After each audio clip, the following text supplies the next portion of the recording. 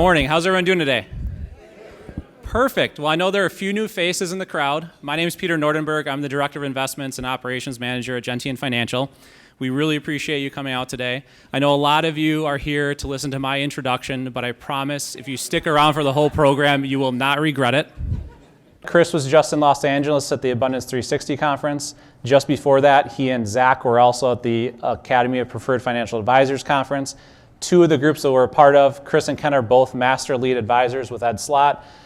This coming April, a number of us from the team will be attending Raymond James National Conference for Professional Development. Just a few things that we're doing to make sure that we're on top of everything that affects your financial planning. So please join me in welcoming Chris Doughty, Ken Flannery, and Zach DeBoer. It's great to see you again. Did anybody notice that we got here early and built for you two snowmen? You can see them out there with carrots and noses. There's a whole family. You see that? Just so you know, we thought we'd appreciate winter since for the first month we didn't have it. We thought you'd appreciate that now. So that was hard work. That's going to be the content of most of our seminar today. Yeah. I took my snow pants off already. I'm good. No, of course, as you know, this is one of my favorite times of year. Seeing you, seeing your faces, feeling the energy of the room, it's very exciting. There's some incredible stuff I've seen. I do this two different ways now. I'm going to tell you about a filter that I'm using. I'm going to read you some different items. We'll make it interactive because what's happening here, we're going to do the first portion on some economics and some of the portfolio, and last year was a great year. The second portion is going to be on technology, and not just technology, because I can wow you with a whole bunch of really cool stuff and the people that I met, but that's not important to me. I'll tell you the reason I go is about the questions we should be asking and how it may affect us, because the form with which we collaborate and meet may change over time. The function is we love family. Faith is very important. My four, if you look at my core four, it's faith, family, health, and business family. So how is what's happening in technology going to benefit me or benefit my family or benefit our relationship together? So those are the kind of things we'll look at here. You see myself, Ken, and Zach, you see all the awards that are up there. And really, the awards are won by you. As I've said before, they were won by you. They just have to choose somebody to give them to, and I happen to be the tallest. So for me, that's why they're offered to me. But my team is really responsible for that. So actually, for all those awards, for yourself and for them, let's actually give them the round of applause, not so much myself.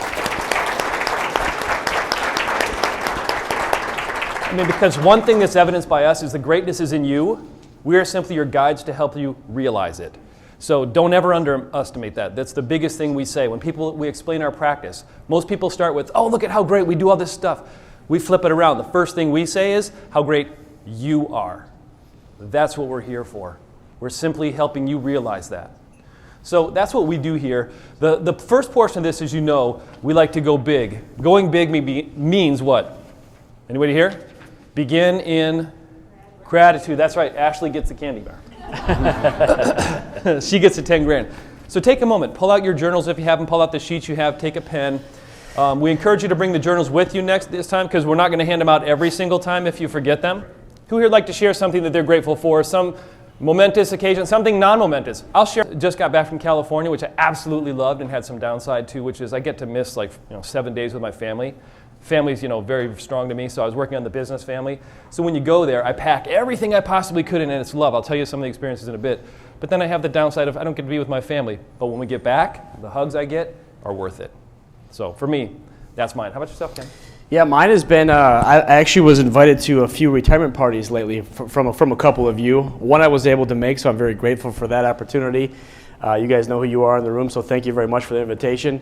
I was known at the party as the guy who said yes to retirement for this client. And I was like, I went home and reflected on that. I said, wow, we have such a major impact on the decision you make. And I want to say thank you for your trust that you place in us. Because if you think about the big moments in life, it's being born, it's your first communion, right? It's getting your first job, it's having a baby, it's getting married, maybe not in that order, but as I'm thinking now, I'm like, maybe that's not a good order there. Be right back. Oops. Yeah. But then comes retirement. And so the things you share with us, our ability to help you retire and realize your greatness, like Chris said, I'm very grateful for that. So the cool thing about when you share gratitude is it actually lifts up everybody in the environment. It changes our mentality, because has anybody been faced by some negative news today? Did anybody watch the news today? Don't raise your hands. Good for you. Nobody listened to the news today. It's working, Ken. Yeah. So as we go along, that's the case. Well, let me move forward, if you will. After going big, we want to take a look at the bigger picture. What are we doing? And that's actually a good question all the time. There's a bunch of stuff that we're doing. We have a question as to what you want to know that we're doing. Because there's a lot of time that we spend doing things you have no idea what we're doing. So spending, for instance, a day looking at all the investments and really tearing them all down. Are they doing what they should? Should we make any massive changes? We don't often tell you we do this kind of stuff, and there's a constant, can we optimize something else in the portfolio? Can we optimize the Secure Act? We don't often tell you, so this is our chance to actually kind of tell you what it is we're doing. One thing we're always looking at is, you've seen our team here. We're adding a new member to the team coming up February 10th. So you'll see a new member coming in with some phenomenal experience. We'll explain more as she's here. I hesitate in giving you all the information ahead of time, because one thing I've learned in life is you never know. Is that right? So you always just wait until somebody's on and on board, but you'll see them just coming up in a bit. The next one, what we're doing too, is we've got the Gentian teams. So you've seen the teams forming, so more service for you. So not just having Chris if he's stretched, you're having Chris plus Ken, or Ken plus Chris and Zach. You're seeing the entire team over here as well, because each one of us is becoming a specialist. Each one of us is a great focus. So we want to continue to enhance service with relationship managers, with advisors, and you'll see that. Ken's senior planning when it comes to retirement. You've seen the relationships begin to evolve, which is awesome. Outside consultant Andrea Shalapia, we talk with her once a month. We have one day we close down every month from like 9 a.m. till 4 p.m. to seriously work all day on getting better for you. Our whole focus that day is to just work on the systems to make what we're doing for you better. So your input is great, but our team gets to sit down and come up with solutions to eliminate things we shouldn't be doing and to do things we should be doing. That's been a huge piece for us. Daily powwows, just for 5 minutes. We all get together first thing at 9:30 in the morning. Hey, talk about this, got this. What can I help you with? What can you help me with? Another one is monthly team development days we talked about. Another one I don't think we've told you. Some of you are the members of this. We have a Center of Influence mastermind group. So far we've had 3 monthly meetings. We've gathered this team of 25 to 30 to better your client experience. So we're talking with CPAs, we're talking with accountants if you know them that way, lawyers, even real estate people as well. But we've got a diverse group of people coming in here, senior planning associates as well.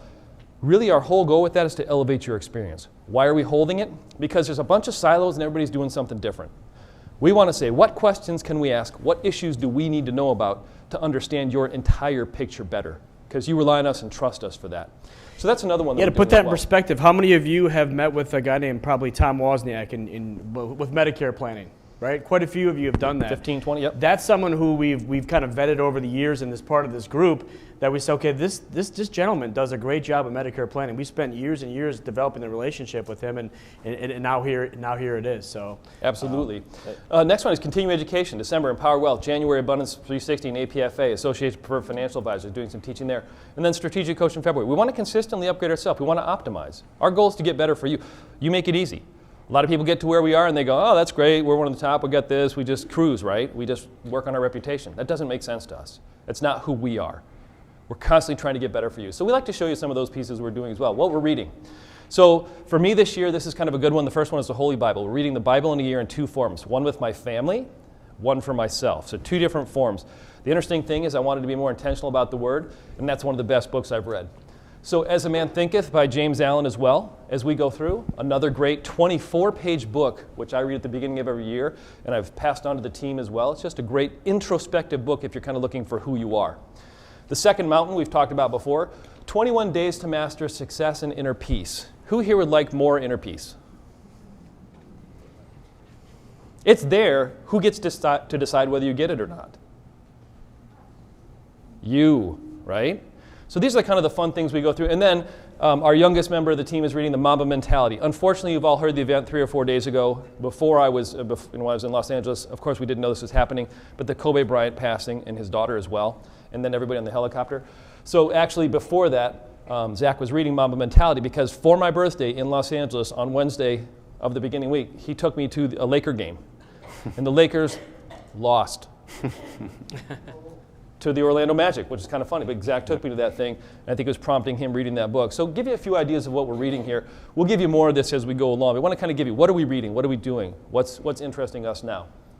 So with that, I'd like to hop over to Zach's fundamentals. This is something you guys gave us great feedback on last time. For Zach, really just to go over Thanks, Chris. some of the basics, some things that we may just pass over and you're going, I was wondering what that meant. What a progression so far in these last 2 years. It's been 2 years now, almost to the day that I've been with Chris, the team, and Gentian. And my first day, if you guys remember, was here. So this is always a very special place. And the progression was black and white photo, no microphone, and now I have a slide that says Zach's fundamentals. This is great. I don't know what's next. I got to think of things to keep asking for. So. Little steps. That was his bonus this year. But my go big real quick has to deal with Kobe. If anyone knows me, you know I absolutely love the game of basketball and sports in general, and Kobe always was, especially the later half of his career, an idol of mine when it came to hard work and effort and different things like that. But the two things I'm grateful for, the event is terrible. It's one of the saddest things that I've encountered for someone that I've never met before. But the two great things that came out of it was how connected our world actually is. Within 2 hours, everyone knew about it. And then you see a 24-shot clock violation from every team that has played, an 8-second backcourt violation. To see everyone kind of rally around each other is a great reminder of how connected we are in this world. And also the second one is appreciate every day with the people you love, because you don't know when things like that could happen. It might not be a helicopter crash, but we never know, and never to have a grudge with somebody or to have someone that you have beef with that you haven't ever really settled, or that you're waiting to another time or delaying it. And that was a great lesson that we took out of that. So moving forward to the Zach's fundamentals, the fundamental that I just love saying that, Zach's fundamentals. My dad would be so proud, just imagining dribbling a basketball with the right hand before I can even shoot a free throw, and then the left hand, it's like, I want to shoot a three-pointer. But risk tolerance, the degree of variability in investment returns that an investor is willing to withstand in their financial planning. So this is what we're going to talk about today and how it relates to investments. If you guys remember last time, we talked about investment 101. What makes up a portfolio and how does it compare with risk versus return? Not going to go through the full thing like we did last time, but just the basics. At the very low end, you can either spend or save your money. The first way to save is cash. Doesn't give us as much of a return. The next is income in the form of bonds. Next is where you involve the stock market, and the first level of the stock market is growth and income. The second level is growth, and the third being aggressive. And if we break this down just a touch further, as you go up the pyramid, your risk level goes up, but your return potential goes up as well. And on the left side, it's very hard to see, but you can see where large cap fits in the growth and income space. Those are Facebook, Amazon, Netflix, Google. You have the next level, which is mid cap and small cap. And on the very top, you have aggressive, which we classified as emerging markets, real estate investment trusts, US microcap. And how that fits in with this year, then, we thought it'd be really interesting to overlay, okay, if this is what the historical averages are versus risk and return, what actually happened in 2019? Because as most of you know, the market was up for the entire year. Does anybody know the market was up last year? 2019, if we're starting at the top, emerging markets 18.4% return, real estate 26, small cap 25.5, mid cap 31.5, and this is where it gets really interesting. Large cap 31.5% up last year, bonds 11.25% up during the year last year, which we haven't seen those type of bond returns in quite some time. But what happened in 2019? Interest rates dropped, and when they do, bond prices go up. So it was really interesting to see. And the key thing to look at here as it relates to risk tolerance is that growth and income is supposed to be less risk, less return than the growth, but it was the #1 performer last year. So it goes to show that just because 1 year is a little bit off of the averages, we don't go chasing one and changing our risk tolerance because, oh, large cap has less risk, more return, according to 2019. Let's throw everything in large cap. What if that next year small cap and mid cap actually win out. The really interesting thing to know about large cap as well, everyone knows about Apple and Microsoft. Their returns last year respectively, Apple was up 88% last year, Microsoft was up 57%. That accounted for 14.8% of that 31.5% return. Just those two companies alone. So it's extremely interesting to look at and not just automatically assume why things happen one way or the other. How does this fit in with our risk tolerance? And so a great portfolio starts with your goals and your time horizon, how do we get there, and then we create a risk tolerance off of that and how you guys tell us about your risk as well. These can vary different by account. What we have set up here is on the low end, very, very conservative. If you had a very short-term goal or short time horizon for a certain activity. On the left side, we have 45% equity. So if we look back at here, 45% above the stock market line, 55% below. And then on the far right, we have 85% equity, 15% below in income and cash. So what's really interesting about the risk tolerance as well is that this varies by account for you guys in some cases. Is that your traditional IRA might be 65-35, or it might be, your Roth might be 85-15 because we want to take that later. So risk tolerance is something that we're going to bring up a lot more to you guys, especially as a year like last year, where the market's up 31%. It's something that we want to gauge where your risk is. Your risk might have went down within the last year. It might have gone up, might have fear of missing out like a lot of other people currently, and Chris will talk about this as well, is how much cash is still on the sidelines. Yeah.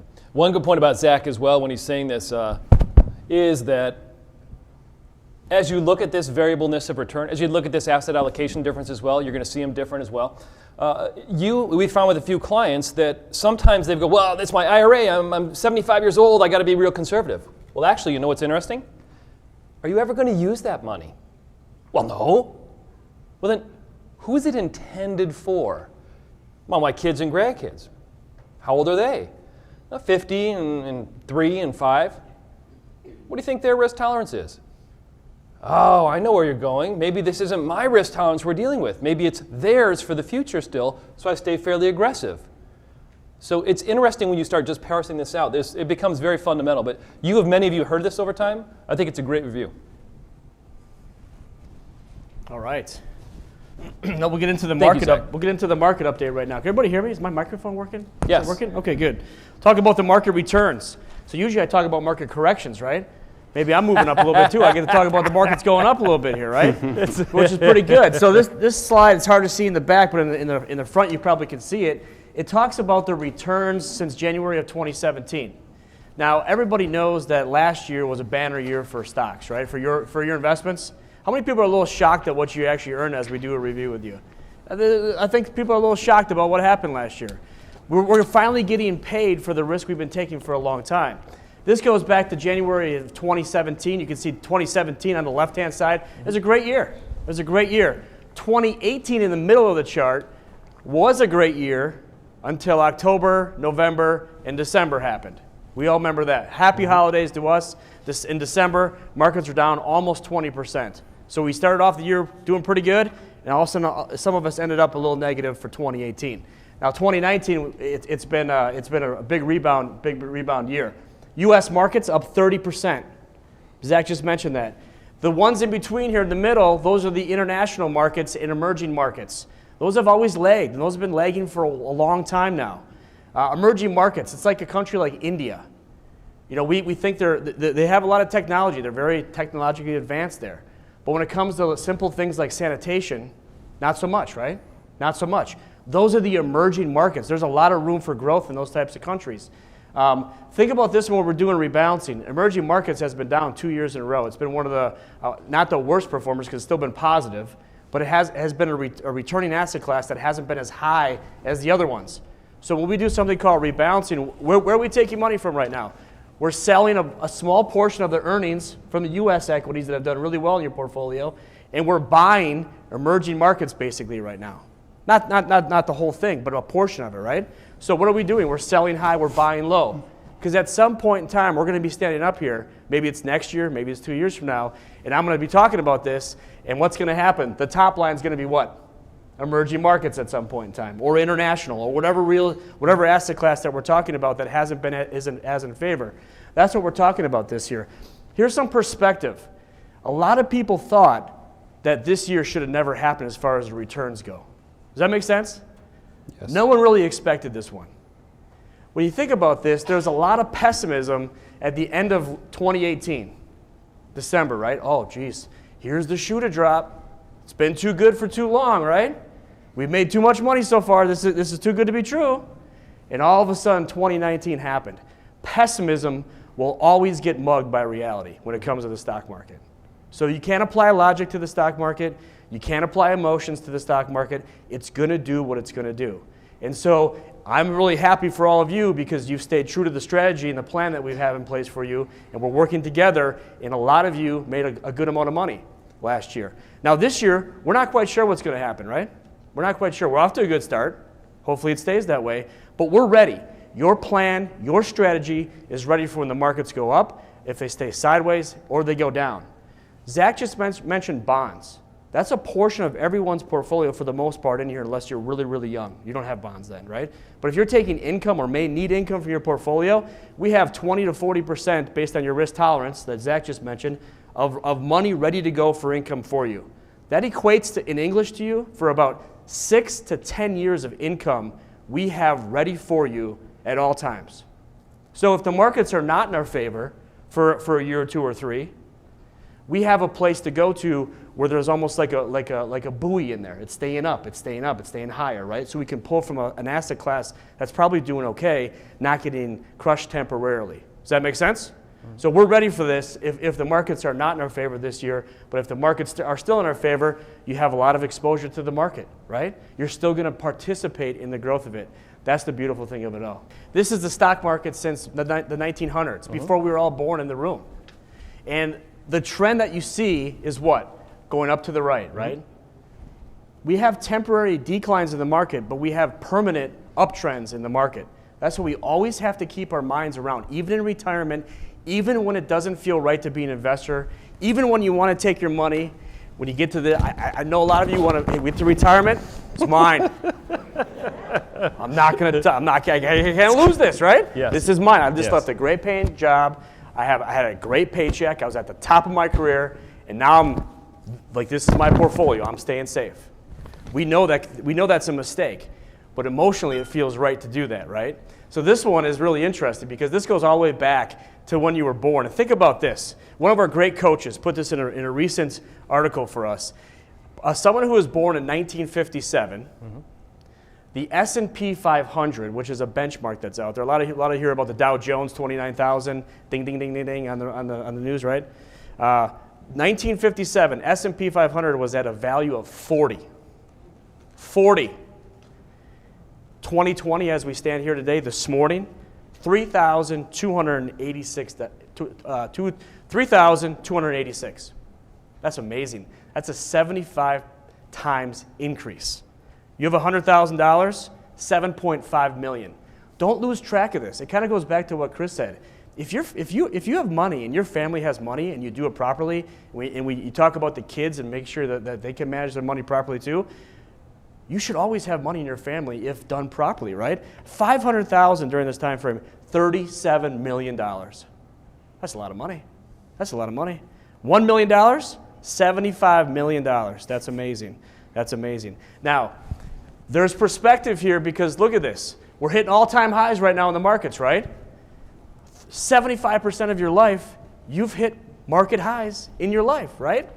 As investors, we grapple with that. We don't like when the markets go down. We don't like it when the markets hit all-time highs. We're like, what are we going to do? Either way, we don't like it, right? It's like, well, how do we please ourselves, right? Well, if you think about this, I'm just going to pick this up because I'm looking at it right now. 1991, markets hit all-time high. If we would have stopped and said, you know what, markets are kind of high right now. Maybe we should just pull back a little bit, right? Take some money off the table. We've heard some of these things before, right? We would have missed out on doubling our portfolio for the next 9 years. Now, can that thwart your retirement if we miss out like that? Absolutely it can. So we won't let you make that mistake. That's one reason why you hire us. The other piece to this one is if you think the markets are high right now, right? Wait till you see them 20 years from now. Think about that. Think about that. Returns and valuations by style. This one's interesting. When we talk about, I'm going to get kind of technical for a second, but I'm making it very easy. Price to earnings ratios. That means what are we willing to pay as investors for $1 of growth? Basically, that's what that means, right? Here's some perspective on this. Right now, the price to earnings ratio is at 18 times. So we're willing to pay $18 as investors for $1 of growth, okay? That's what that means. Now, in 1999, the price to earnings ratio was 24. So when we talk about, are the markets too high? Do we have a bubble here? I mean, I can't answer that question in front of you guys, right? I have no idea where we're at. But if you have some perspective on, okay, if 1999 was one of the high points of the market with the tech boom, right? Y2K came next. Everybody remember that, right? If that was at 24 times earnings, well, we're at 18 times earnings. So is that expensive? Not necessarily, right? Not necessarily. Is it cheap? No, because in 2008, when the markets were down temporarily 40% in 1 year, the price to earnings ratios were 10. Okay? So we're kind of fairly valued right now. So it's not too high, it's not too low, it's where the market should be. It's where the market should be. Here's another one. I want to bring this one up because this one gets talked about amongst a lot of people is dividends. A lot of people chase dividends, right? Oh, this stock is paying 7% dividend.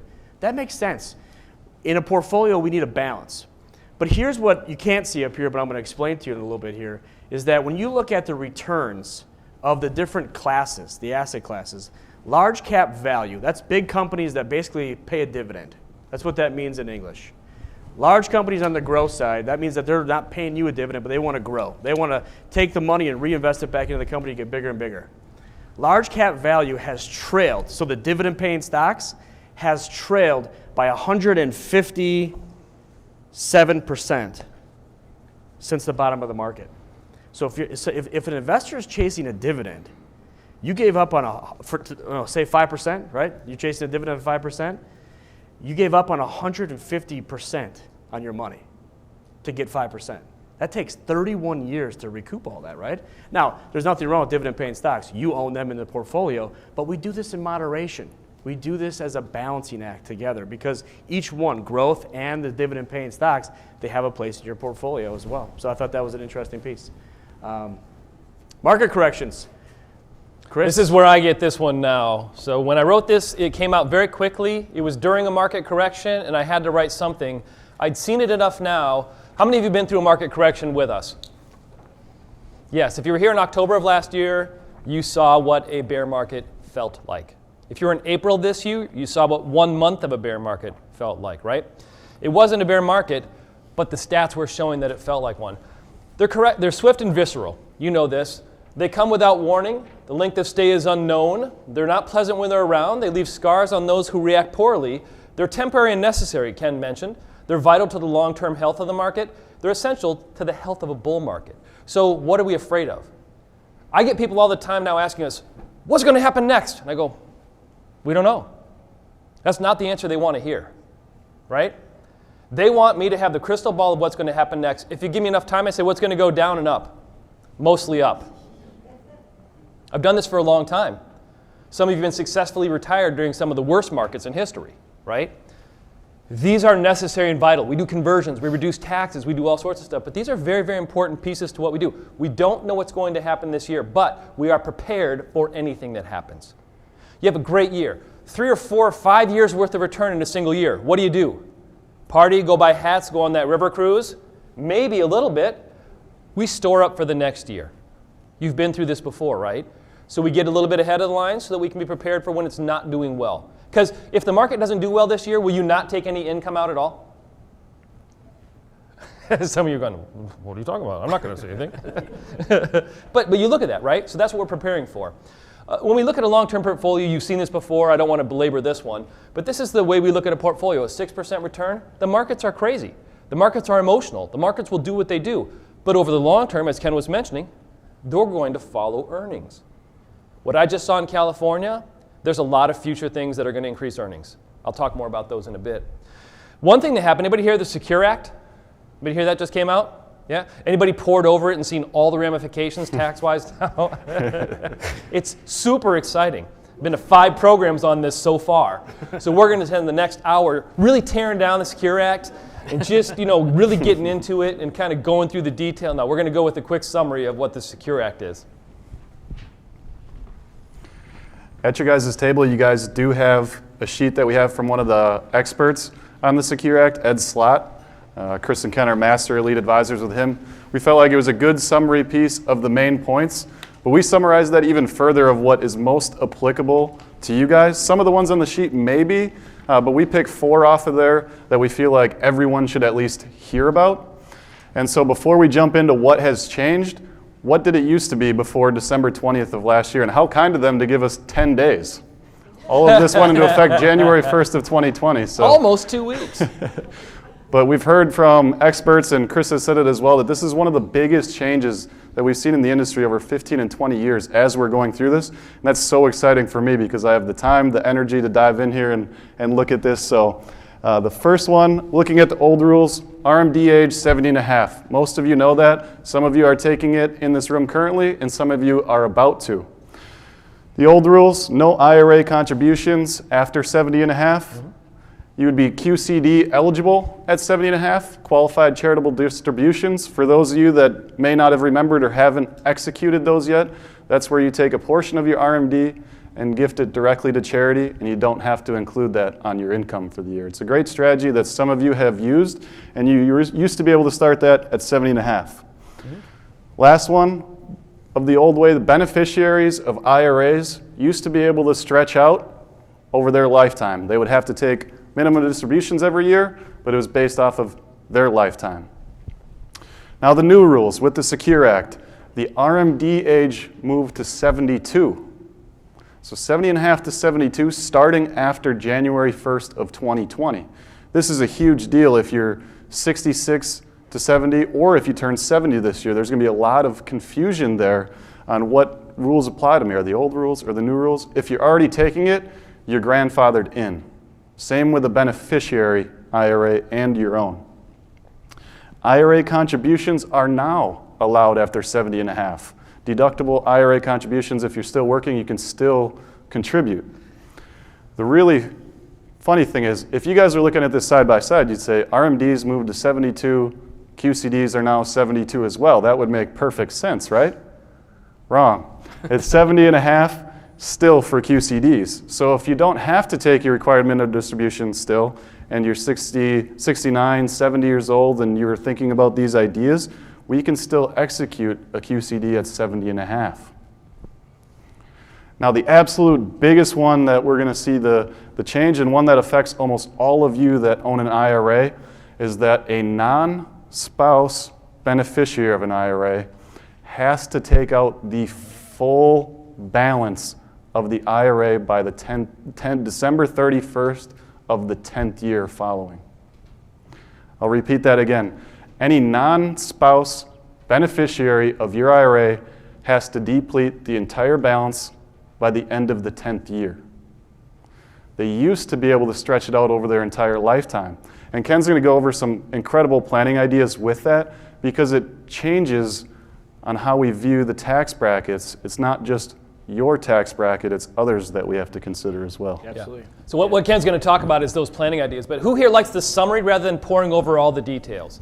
Yeah, exactly. That's what we're here for. We've realized over time, this is just a little bit. When we went to California and talked about this, and Ken was talking with Ed Slott and Sarah about this, their expert, you should hear the detail that we're getting into. Some of the possibilities are incredible, but we'll talk to you about that at your meeting if it pertains you, because you don't need to hear what one person in this room wants to hear, right? We want to make sure that it pertains to you.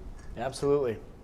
So where's the planning come in? Now we have these rules. Now what do we do about it? So Roth conversions. That's simply taking money from your traditional IRA bucket that you've gotten a pre-tax deduction on it for your whole life, and when you take money out of that, that's all taxable. Roth conversion means taking money from there and converting it, basically transferring it, to your Roth IRA, where all the earnings you have in there over the years, when they come out, they're not taxed at all. So why does this come into play? Well, for two reasons. I can think of two quick reasons. Number one, if RMDs start at 72 and you retire at 62, we now have 10 years of planning before we have to start taking money out of our IRAs, right? So that's a big fact. That's 2 extra years. 2 extra years, we're doing $10,000 a year on Roth. That's $20,000. You start adding the earnings on $20,000. Now we're starting to talk about $30,000, $40,000, $50,000 ideas just because of those 2 years. That's pretty exciting. The other one that we see is, if you think about this kind of leads into the second one as well up there. But if someone has to, if one of your beneficiaries has to basically distribute your entire IRA in the 10th year, and say it's it's $500,000. Who here thinks there's going to be a lot of tax paid on that? Absolutely, right? 40 to the tune of 40-some%, maybe a little more than that, right? Now, what happens if that's 40%, and here we are today, and we know about these rules, we could do something about it. What would happen if we could pay 12%, maybe the bracket you're in right now? Maybe it's 22%, maybe the bracket you're in, right? So these are the planning opportunities that we'll all talk to you about in our review meetings, if they pertain to you. So, and and that's a good point. Ken brought something out about this. Really, I want to bring it up too, which is, let's say let's say you have 3 children. Do all of them have the exact same earnings potential? Maybe one's a missionary, one's a physician. They maybe have different tax brackets, right? Might you want to leave different assets to different children or beneficiaries now? This is something he brought up, which is a great idea. Yeah, so one of the things you might start hearing from us is family tax bracket management. Family money. Let's talk about it as a whole. The Rockefellers are a great story. Chris has always mentioned this one. I've read the story a couple times now. The Rockefellers are still together, right? Because they talk about stuff. Sometimes our generation, we don't want to talk about the money. We don't want to let our kids know we have this kind of money because they might change their view on us, right? Next thing you know, they want to cook dinner, right? So, but again, if we start talking about having family conversations around money, there's no reason why your money shouldn't stay within your family. With all the tools and all the knowledge we have, there's no reason why that shouldn't happen. Estate planning review the beneficiaries. We'll talk about that during the reviews. Estate planning. Now, with the 10-year payout now, rather than the whole lifetime stretch, again, if your trust is named as your IRA beneficiary, which is few and far between, but there are cases where IRAs have a beneficiary, or the beneficiary is a trust, well, that's going to cause a problem.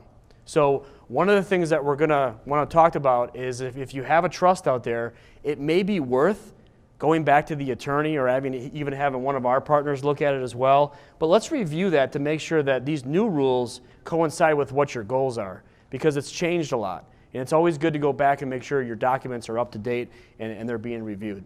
Mm-hmm. Absolutely. Any questions on the Secure Act? Good. So this is a good one too. We want to also give you a couple of questions we're hearing from you. You may want to relate this. We're not going to go deep into this. We're not going to give big answers. We just want to know because it may get you thinking as well. Yeah, so we've covered a couple of these already, but is the market too high? Who here thinks the market's too high? Not after what we just talked about, right? I'm glad you didn't raise your hand. Right. Sequence of life events. This is a good one. I've been learning about this one from clients, talking to you all. And it's really easy in our mind to figure out 62, 65 Medicare, 70 RMDs, 70 and a half QCDs. I mean, we can rattle this stuff off pretty quick. But what I'm learning is that we're going to do something called sequence of events if it pertains to you, where we start drawing out, literally, okay, here we are at 60. Here we're 62, first time you can take Social Security. Well, what does that look like? If we decide to take Social Security as a couple or a person, right?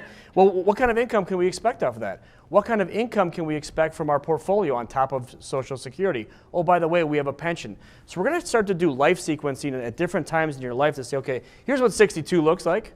Here's what 63, 64. I've heard a lot of good feedback to say, okay, that really is allowing me to understand at different ages what this kind of looks like. And so we're going to kind of go back to some of the fundamentals like that and really make it really easy. And that's where our job is, to make something kind of complicated to make it really easy. And that's what we can do for you as well. When should my kids come see you? When they're ready. If you're having family talks, when you're ready. If they're going through a job transition, when they're ready. whether they're, or the advisor, maybe they have an advisor that's not doing well by them. Maybe it's time to have a second opinion. We'd love to talk to your kids. We'd love to have that great honor of talking to your family as well. Who's going to win the election? Chris told me before this meeting he knows who's going to win the election. I do. It's super secret. I've got the envelope in my pocket. But don't be like a Steve Harvey and mess that up, though. Nah, right. Wrong envelope. Wrong envelope. All right. And the last one, can I afford to retire? That's something that if you haven't retired already, we'll talk to you about time and time again. Are we ready? Are we ready? We'll go through it 6 ways a Sunday with you. It's what we do. We'll spend as much time with you as you need. We are here for you, and I want you to know that we'll spend the time with you on whatever question, whatever life event you're going through. We're here for you. We'll help you out. Yeah, one of the questions Ken's going to ask, and we're going to ask at our meetings too, is, are we doing everything for you that you hoped we would do? We want to know that. It's an important part. Let me ask a question right now. Anybody here have other questions? What are you thinking of right now that's on the top of your mind? Anybody else? People who mix their politics up with their investment activities, I don't think that makes sense. I've watched it all my life, and obviously probably half the time of my adult life I've had a president other than the one I voted for, but that has never taken me out of stocks. I mean, the American economy, we're up to number 45 or so, and we've done awfully well. If you mix your politics with your investment decisions, you're making a big mistake. Isn't that great? By the way, that was him live from Omaha. We cued him in. Just so you know, that was just for you. Yeah. We did bring him in. But it's a good point. Right now, who here is concerned with politics? I'm going to bring up a concept. If only. Be very careful of this, if only. My pastor brought it up this weekend. I've been thinking about it as well. But if only. If only this happens, then I'll be happy. If only this president wins, then I'll be happy. I've seen people do if onlys, then. But you know what? If this happens, then I'll be happy. Well, why don't you decide to be happy no matter what? Because I'm going to tell you, you may want one of the presidents, you may not want either one of them, whoever the candidates are, but somebody's going to win. And it may not be the candidate that you hope for. That's happened in your life, half of your life. Guess what's happened? The market long-term doesn't care. The entrepreneurs I met, not a single discussion came up about politics. Not one. Because we are a loose-knit confederation, loose-knit by politics, driven economically to better each other's lives. That's who we are in America. That's the land of hope. Okay? This one, you wonder what we do with our spare time? If you look at this, this is every single news source that exists. I've had a lot of you send them to me over time and say, what do you think of this? I had just recently somebody, one of my good clients, who's got somebody who sent him something from up north, and it was these crazy statements. He goes, oh, what do you think of this? I go, not sure, never heard of it. Eventually he sent it back, that's okay. I found out it was two crazy Swedes who wrote this, and it's basically an opinion paper, but it looks like a news source. So what we did is we evaluated this across the board and found that these over here are extremely left. These over here are extremely right. You're going to find Fox over here. You're going to find, Daily Brothers, Crooks, some of the other stuff, MSNBC over here. So you're finding these biases, and then you're finding right at the top, the least biased, the most reliable, AP Reuters, and guess what's right next to it? The Weather Channel. And they're 50% wrong. My statement is, how the heck can they be up there when they can't even predict what's happening tomorrow? Shows you that they're fantastic at reporting what happened yesterday and without opinion. That's really what we're looking for, right? So when I say that, since you see most of these news sources are a little bit less than reliable, Christian Science Monitor, some of my clients have brought me several, also some of the British news, BBC. There's some good ones that report news. Almost everybody has an angle on it, though. So if somebody can report us just great, straightforward news, it's awesome. So one of my colleagues, Dan Sullivan, had said, if you want to see who's going to win the next election, follow Ohio. Follow Ohio. Why? It's predicted 48 of the last 50 elections. Bible Belt, Rust Belt, 14 million people, everything in between. Very good indicator. It showed that Donald Trump was going to win by 2% before the last election. Nobody believed it because when people were polled to go, who are you going to vote for? Who said they were going to vote for him? Now, going forward, even if you're going to vote for him, who's willing to say it in public? So, if you look at this, the person who's president doesn't influence the market. on a long-term basis. When you look at this, a lot of times people look at the misery index and other stuff, but depending on which president was there, it doesn't correlate to just Democrats, just Republicans. It correlates to great ideas. It's the time now of the internet, blockchain, artificial intelligence, new technologies growing a world that we heard about in 2000, right? Oh, all this great stuff's going to happen. And then 10 or 12 years of hangover going, but when the hell is this going to happen? It's beginning to now. So you're starting to see this platform, and it didn't matter who was the president. Actually, that's good. Yeah, politics, time for a break. But does that make sense? You're going to hear a lot of this. This is going to be this whole year. Why do I bring up the Warren Buffett slide several times? One of the most sage people we know, and he says, don't pay attention to this. This is not what it's about. He doesn't say it quite that animated. He says, oh, just don't do that. That's not smart. I just love the way he talks. And this is very funny. He reminds my wife and me of her dad. I mean, he's sage and funny, but it's just like one of those straightforward things. You go, I don't care what he says. I believe him. Because he's truthful. He's like, this is what I've found over time. So any questions on the economics, any questions we haven't covered, we'll cover when we sit down one-on-one. I'm going to have you take a break. So we've got 3, 4, 5 minutes. Go ahead, go to the restroom. What I want to do, though, during this break, run over there. We'll save some of the questions. Then I'm going to go through I'm going to try to unpack what happened in California a week and a half ago. It's kind of a task. It's monumental. I'm concerned with it every single year. I'm going to omit more than I'm going to tell you. But if you want to know some of the things that we see that are going to may change your life, we're going to show those to you. This way you can be prepared when they happen rather than hearing about them once they've affected you. Why don't you guys smile? Everybody smile. Everybody smile. I can see everybody right now. Yeah. See, look, there, I got that one too. So imagine, I'm not going to fly this around here, but imagine if this was life-size and you could be in there and it would take you back home. Pretty interesting, huh? Imagine if this thing could drop off all your Amazon packages that you buy without the creepy van pulling up in your driveway. Some creepy drone don't know that's there either. Again, it's kind of fun technology, but I'm going to land this thing, and I'm going to let Chris do his thing, but we can take it outside afterwards, and if no one's flown a drone before, it's pretty fun.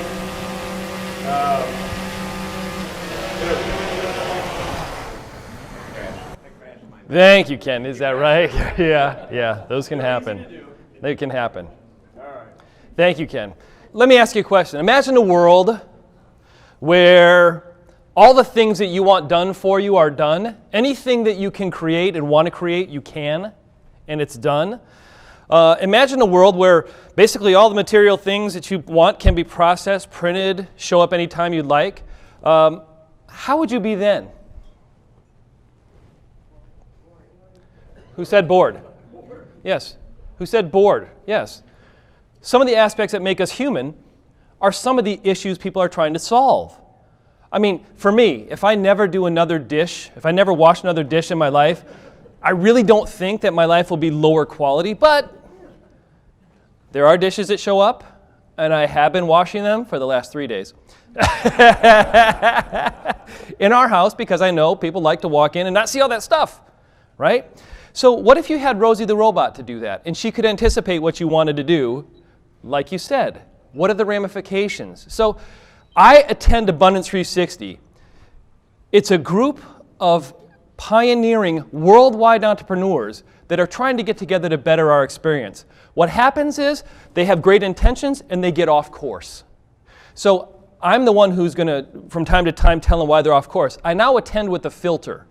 I've got a filter with the way that I talk and a filter with the way that I show up, and I'm going to read it to you just to give you an idea. If you look at, for instance, my first filter is what filters do I approach new discoveries with? First of all, what new technology, concept, or idea, who invented it, who's promoting it, and what's in it for them? Another new technology, what problem will this purportedly solve? Another one is, what are the purported benefits of this? If these claims are accurate, how might this be good for people in the world long term, and how might this help people optimize their true wealth? Is this going to help you optimize what's important to you? We'll talk about a few ramifications where actually, yes. What unintended consequences, good and bad, might be triggered or accelerated by this new technology or idea? You talk to Ray Kurzweil and you talk to Elon Musk, and they believe that AI will end the world. Artificial intelligence will be our end as humans. That's kind of frightening. Not very exciting, is it? We have to look at that, though. So the last one is, who should know about this, and what's the simplest message and easiest way to communicate it? Now, let me actually read this to you because it sounds way better when I wrote it than when I speak it, if that's okay. Everybody here willing to listen to that? Okay. How do I feel right after? I hop on the plane afterward, after a week of swirling through doing some education with advisors, like having tons and tons of experience, and then going through these 4 days with these incredible entrepreneurs. How do I feel right after? I'm tasked with unpacking enough learning in 7 days to provide an advanced degree. The things I will present will be dwarfed by those I omit. I am no guru or sage. I'm only a guide passing on what extraordinary people in the world are actually doing right now that can provide hope. We live in a land of hope, and from what I've seen, it confirms this. Abundance 360 in Los Angeles is primed and cultured environment to innovate, create, and believe the unbelievable. We're there with 360 entrepreneurs from around the world attempting to do the impossible, and in many cases, doing it. They're doing what others have said could never be done, and I say that as long as the good Lord allows them, these things will happen. There might be a point as well where the good Lord says, nope, too far. You didn't realize that this was the case. And then we have what's the new Chinese flu called? See, you guys have watched the news. Thank you. The environment is primed and ripe for conversations on an atmospheric level. So each person you turn to has a deep passion and interest in both what you are doing, what others are doing, and the goal is to see if they can lift each other's intentions and expectations to help each other out. So we're in an environment this is rich, this is infectious. This is an environment where you are in the clouds for a while, and the impossible is very possible. It's not a US thing, it's a global meeting. Israel, Russia, South Africa, America, Great Britain, and America was the makeup of my table on the second day. The third day, Australia, India, Russia, America, Poland, and Germany. These are the people who are sitting at my table. It's not just a Los Angeles or US thing. It's a worldwide dilemma. We're all looking to find what is coming and how can we deal with this. This gathering is a world that's thinking on a global scale. It's interesting. There's a song lyric, because I can't stop thinking big. I can't stop thinking big. Runs through your mind the whole time. The interesting part is, this time my mind was not exhausted or unable to focus on the event. Previously, overload occurred in the first session. When they're showing drones 8 years ago, circling around this thing, learning from themselves about how they can circle the room and then do these figure 8 patterns with 20 drones, that was mind-blowing just to start. Today, Ken just flew a drone in here. Has anybody heard of a drone swarm? Yeah, these things happen now, right? They become real. So what's interesting about this is the meeting was well crafted, ending with 2 people literally who are 3D printing rockets. I'll talk about in a minute.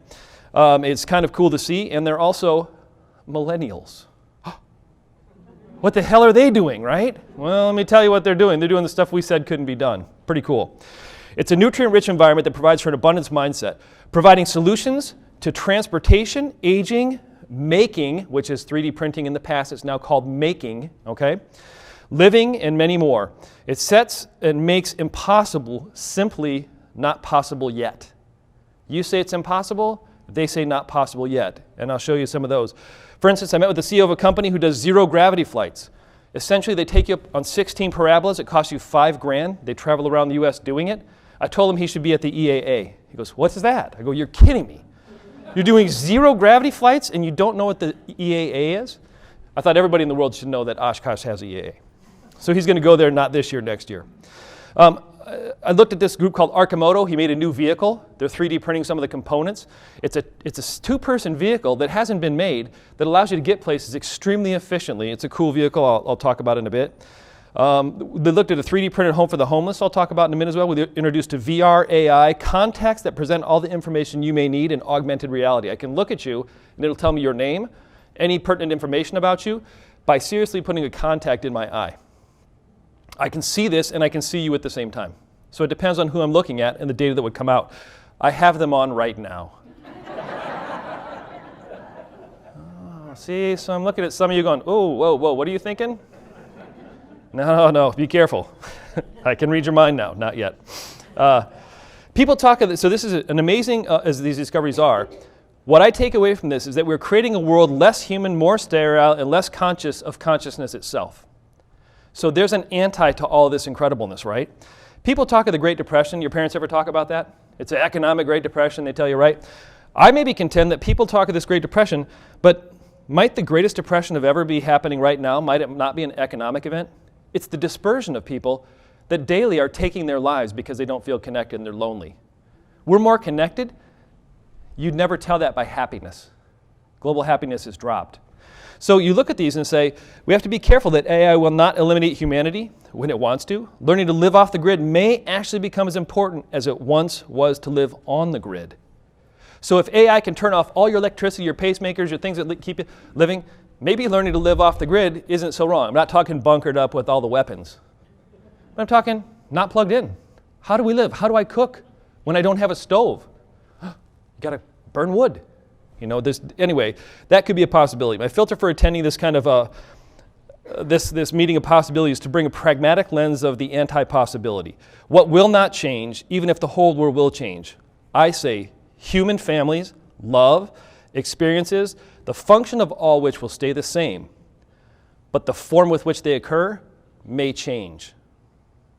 That's how I view this. So I can't really state all that and remember it all at one time, but when I wrote it going, man, who the hell wrote that? But what you're seeing is how I approach this now. You're seeing what begins to occur. So before I step into this bigger picture, remember that if only then statement I said? Think about that for technology. If only this. If only the phone. The gentleman sitting next to me from Russia, I think he might have been with the KGB, but anyway, very nice guy, totally Russian, you know, had a phone that the screen folded open. Yeah, so the screen was foldable. It was the Samsung phone that flips. It literally opens up. So his phone was just a big square. When you folded it, it had a screen on the front as well. Like one of the coolest things I'm seeing. I'm like, hey, well, I kind of have phone envy. You know, that's pretty cool. It was a Samsung, so I couldn't use it for Apple yet. But one of my clients is working with the gentleman from, what's the company? Corning, that made the glass for it. It's kind of crazy. He's consulting with the guy that did that. I'm like, this is that. I've seen it in real life now. It's foldable glass screen. Anyway, super cool information, but the if only is very, very careful. So when we look at innovation, what I want to take a look at is this. First, our mindset. Just keeping your mind open is a very important piece. Basically, that's showing you something where, and I'll do this for you in the future. If I take a cauldron, let's say this one right here, and I take this and I have some golf balls, like 10 or 12, and I put them in. I ask you the question, is that full? Most people will say, she'll say no. Most people will say what? Yes. Thank you. So if I take pebbles and put them in there, oh, nope, there's more space. That's right. Is it full now? Most people go, yeah, that's full. If I take sand and put it in, you get all the way to the top, it's full, right? Wrong. I can now take 2 beers and I can pour them in. Once the liquid is in there, is it full? The answer is yes. You just got to be careful with the mindset of the closedness that is, oh yeah, that's full, generally. Those are things that we accept.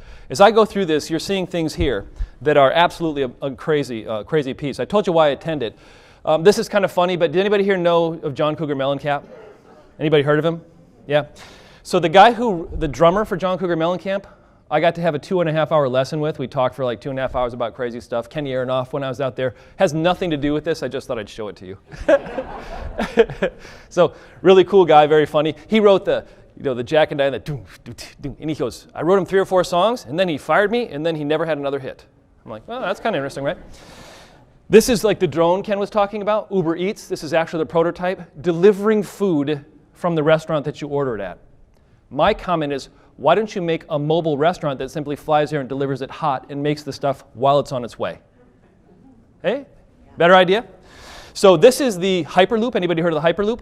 We got to stand by the pod that actually is used in the Hyperloop. Very cool. You're finding over here Ray Kurzweil.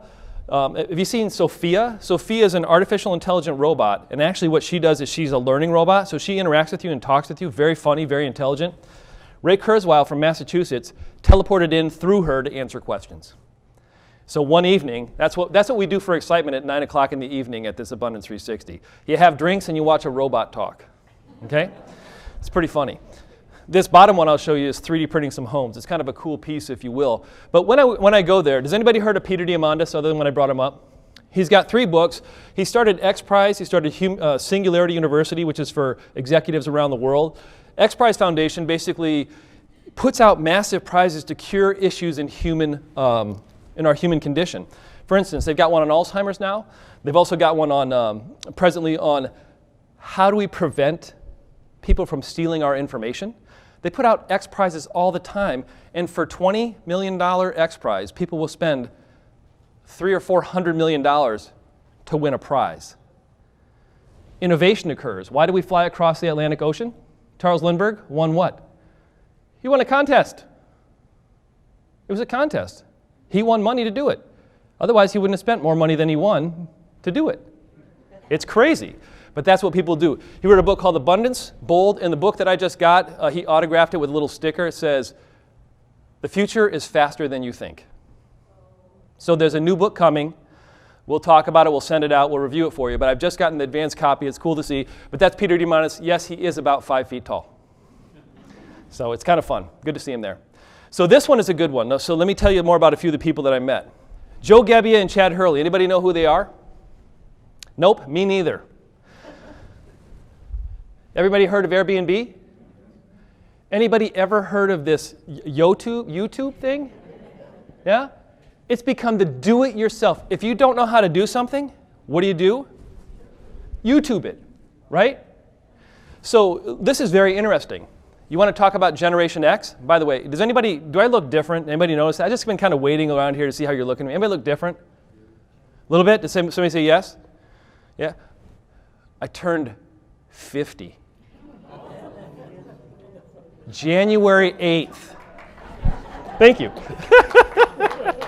So now what I realize is there are those of us who are 50 and over, and then there's the rest of you. So I've joined the club, right? AARP, I kid you, right on cue, sent me the card 3 months before going, oh, that's right. I forgot about that. So anyway, these are the millennials, 43 and 39.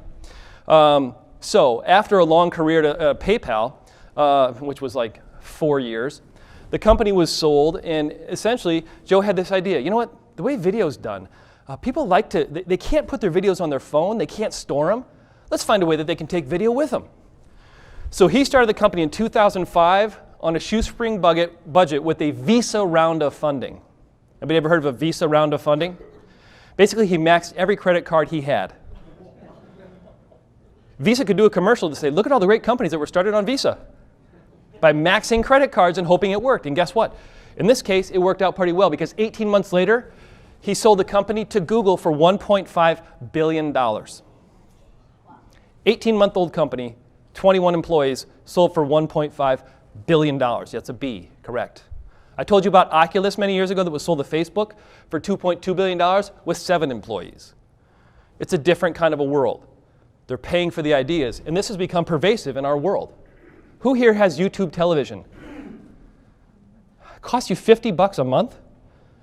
Talk about Spectrum cable. You record any show you want. And you talk about people who are really they're tearing down those old institutions we had. I remember I called AT&T 25 years ago when I got here, and they were the rudest, no disrespect to AT&T, but they were the rudest I've ever seen in my whole life. I'm like, what the heck is a problem? They just didn't care. Oh, that's your problem, that's your problem. And I'm like, oh, there's no competition. Guess what? Competition abounds now. Anybody here ever used an Airbnb? Yes, there's people who now make a living on Airbnb. I've got clients who do make a lot of money off this. So you want to hear an interesting story? In college in Massachusetts, he was out with a friend, a gentleman he met. Hey, what are you doing? I'm going to the Peace Corps. Oh, cool, cool. They had this dinner, ate together, and he goes, well, so where are you staying? He goes, I don't know. So this gentleman said, well, you can stay at my house. And then immediately when he said it, he regretted it. And the guy said, yes. Okay, I'll stay there. So he goes in, lets him sleep on the couch, goes into his bedroom, he goes, what have I done? I got a complete stranger in my house. He locked his door and hoped when he woke up his stuff wasn't gone. Guess what? 4 years later, he moves out to San Francisco, and he didn't realize that they had a design conference every hotel was sold out for, so they had an apartment there. And they go, hey, let's get some airbeds. Let's put them in our living room, let's rent them out. So they got some press, and they found out that with them being sold out, they got 3 people to take them up on it. And they go, we're going to also take them from the airport, we're going to make them breakfast, we're going to do this other stuff as well. So if you want to know where the idea of the name came from, well, we have airbeds, and we're kind of like a B&B. Airbnb. Founded with that idea. He is presently worth $4.1 billion, of which he's pledged to give it all away, except for a very small amount at the end, just like Bill Gates has and also like Warren Buffett. He's worth $440 million. Not a bad number. When he walks in with a backpack, one thing I notice is when you get really, really, really successful, what do? You wear tennis shoes. I guess I'm not quite there yet. Anyway, that's kind of cool. These are the kind of people that you're meeting there. What's amazing as well, in 1920, 100 years ago, you want to know what the 4 biggest patent innovations were? Go back to the Patent Society. KDKA, the first multi-city radio station in the world. Woo! Anybody remember that? It's 1920. The answer is probably no. The handheld hairdryer. Yes? And it's not changed, has it? Band-Aids. Things we use every day. The 3-lens traffic light. Ha! We still have the same one, don't we? Isn't that amazing? Those were innovations that stuck. Crazy, huh? Take a look at this. 2010s. What happened in the 2010s? Because a lot of people were asking me, so what have you done? What have you seen there that happened before it came out? 4 or 5 years ago, do you remember when I brought Alexa? It hadn't come to market yet, and it did 7 things. I was like, what's this going to be good for? Have you seen what it does now? It can automatically control your house with your voice. You can say, order pizza, and boom, it shows up. Matter of fact, some people have done this, and they didn't realize they ordered something from Amazon. They ordered 20,000 boxes of Kleenex. Apparently, Alexa heard something different than they ordered, so you got to be a little careful. Or it's Amazon saying, yeah, just give them 20,000. We got to get rid of them. Can't tell you which one it is. The decade of abundance. Living in extreme poverty has dropped worldwide from about 15 to 7%. What's happening with this technology and abundance? That's one of the effects. GDP is 33% higher. It's much higher than it was 10 years ago. Global internet access right now, there's 4 billion people that have access to the internet. 4 billion. There's 8 billion people on Earth. Half the world still has no connection to the internet whatsoever, and that's about to change. Hans Rosling's book, Factfulness, will tell you about statistics in the world that things are getting much, much, much better and much, much less dangerous. Very interesting to see, but this decade of abundance was kind of a cool thing to see. Anybody here heard of Sirius XM? Okay. So Sirius XM's founder, Martine Rothblatt, is very interesting, also founded United Therapeutics. What's interesting? Martine's Moonshots. So Martine Rothblatt started Sirius XM. When he started Sirius XM, it was not doable. Okay? You couldn't do it. You had to put up satellites, and you're going to point them at people, and there'd be radio stations? No way. 99 no's later, the yes showed up, and it aired. Sirius XM. That was moonshot number 1. Moonshot number 2, when he, who had created this, stayed married to his wife and became a female. Thank you. The world is changing. One of the top CEOs in the world became a female, stayed married to his wife, raised his family. His daughter was diagnosed with an incurable disease. 5 years, she was going to pass away. She decides she's going to cure it. She saved her daughter Genesis from a rare, fatal, incurable disease by finding and reading. Basically, she didn't even know biology. She went online and found biology. She read it all. She found that there's some drugs that maybe could have worked at one of these big pharmaceuticals, but it wouldn't have worked for everyone, and founded a company that cured a rare. There's 40,000 people on the earth alive right now because of her. Did it in 4 years, and when she started it, it was impossible. Retrieving dead lungs from bio-waste and turning them into transplants. How about that? Anybody find that amazing? What? She's able to take dead lungs, revive them, and transplant them into live humans, saving their life.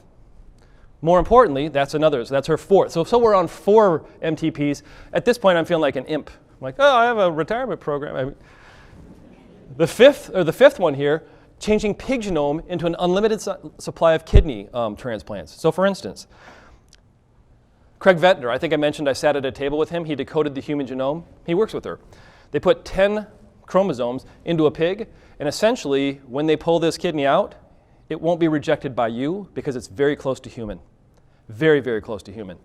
So they are growing transplants for both lungs, kidneys, and other organs outside pigs, which is kind of crazy. Creating a totally green fleet of EVTOLs to deliver a 30 times increase in delivering. So the biggest thing right now is when car accidents happen, guess what they are mostly? Donors for organs, right? 23,000 people die a day in some form of an accident. Most of them happen in other countries, but when they do, you see the medevacs getting organs to donors, correct? Creating a totally green fleet of EVTOLs that are going to get a 30-fold increase in the delivery of organs. Because they are green, they're quick, they've got like 20 rotors rather than just one like a helicopter, they're quiet, and people don't mind them. Also, this is the one she's working on right now, manufacturing unlimited autologous organs via 3D printing. Heart, lungs, kidney, bladder. They're printing organs with your DNA, so it's not rejectable. So nobody had heard of Martine Rothblatt before, right? How is this pioneer of all of this not known? I got to mingle with her. She's about 6'3". It's kind of an odd thing. It's like it was different. But she does all of this. You know, they asked her, "What's the driving force? Why do you do all this?" She goes, "The biggest driver for me is love, and love of humanity. If I can do anything about it while I'm here, I will." The biggest issue for her is grit. When people say you can't do it, 90 no's before you get to a yes is acceptable. How many of you after 3 or 4 no's go, "Oh, that's it," right? So again, you want to talk about grit? Very, very interesting. Satellites and networks. This one's kind of an interesting one. So I'll refer to some of the notes because this stuff becomes crazy. When I went to this piece, networking the world with OneWeb satellites. What would you do? How might that affect the world if there's 4 billion consumers today? 4 billion, that's what our world operates on. What happens if that doubles? What if everybody in the world could be connected? Might that increase commerce? What might happen? What's really interesting is that the gentleman here, very, very interestingly, had this problem. He goes, "I want to create," there's basically a band around the Earth that was available for purchase of airspace. He bought it. He goes, "Oh, no, nobody was using it. They vacated it because it wasn't doing anything." He bought it. Turns out he's got a 642 satellite network planned that Virgin Galactic came in, and they're funding it with him to give ubiquitous means everywhere. This is a big word for everywhere. Connection to everybody in the world for cellular communications instantly at 5G speeds. We've only heard of 5G. We don't really know what it means yet, right? So you're looking at this, and he goes, "Here's my problem. When I started OneWeb Satellites, I needed $1.5 billion. I got an idea. I own this band of area. Who wants to give me money?" He needs $1.5 billion. Anybody here willing to just write the checkbook out there? This is how he started it. He now has it funded. They put the first 6 satellites up, the working prototypes. Over the next 2.5 years, they're going to start to put these into orbit. You know what the trouble becomes? There is a satellite that crashed into another, and when a satellite crashes into another at 14,000 miles an hour, guess what happens? Space junk.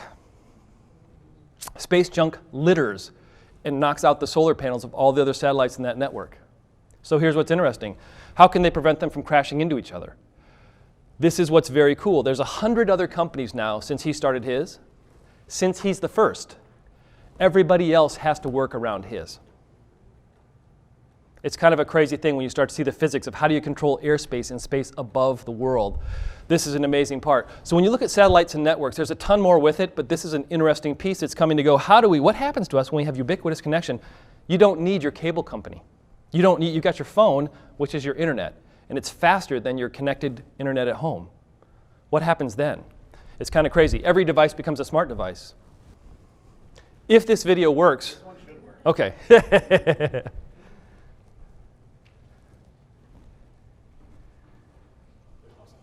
No sound. Yeah, there's no sound on this one, so I'm just gonna sing. Here we go.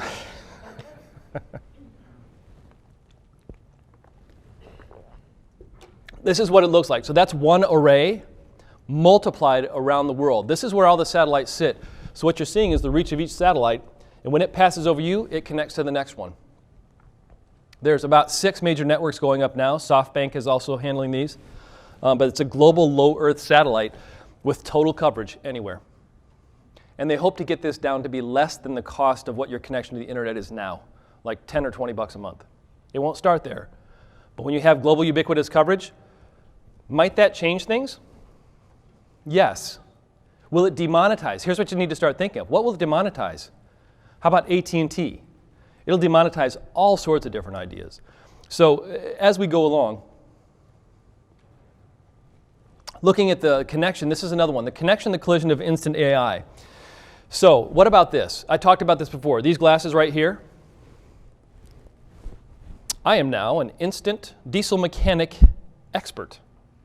Because in my glasses, I can see exactly what parts are in this vehicle, and I can do exactly what needs to happen.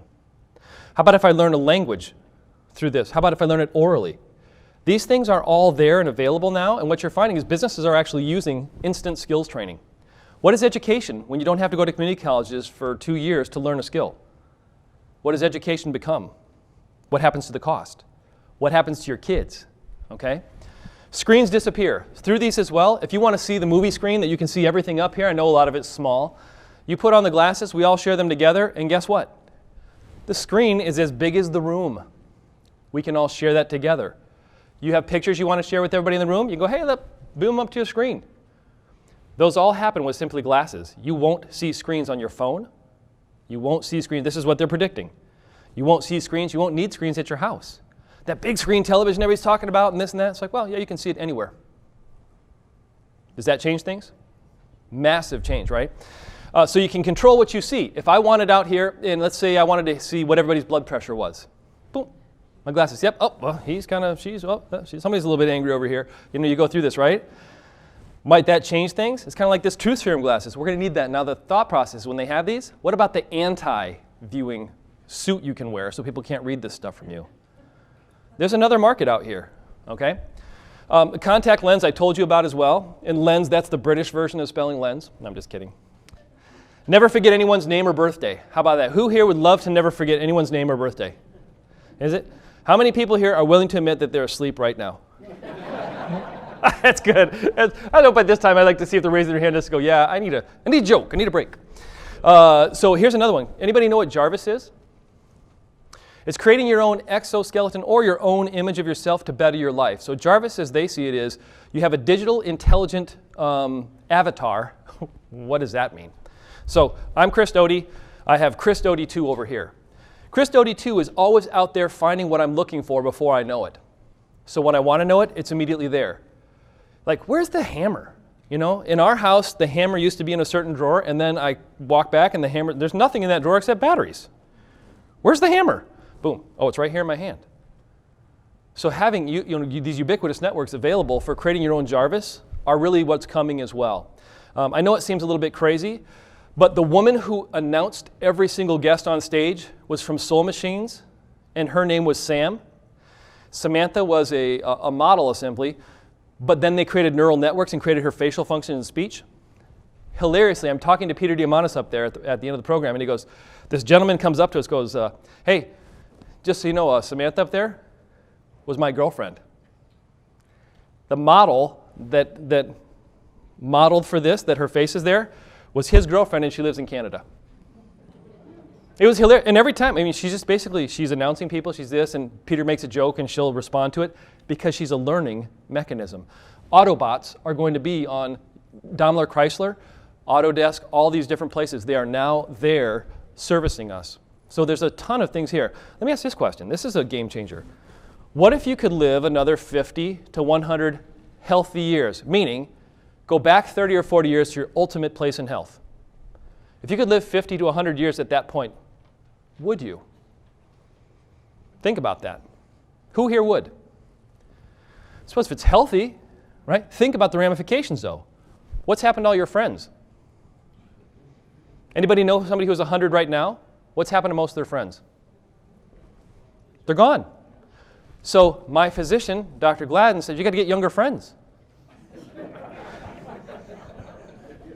It's like, oh, fair enough, yeah, but so what 35 wants to hang out with a 100-year-old? And I say, you know who I say?